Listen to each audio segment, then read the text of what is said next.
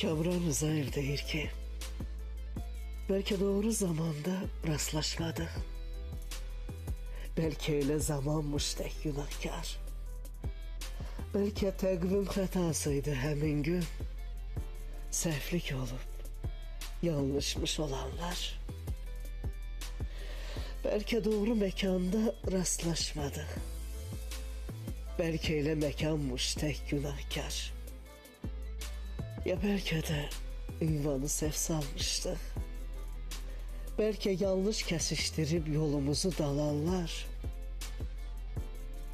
Belki doğru yaşlarda rastlaşmadık. Belki öyle uşaqcası həvəsmiş.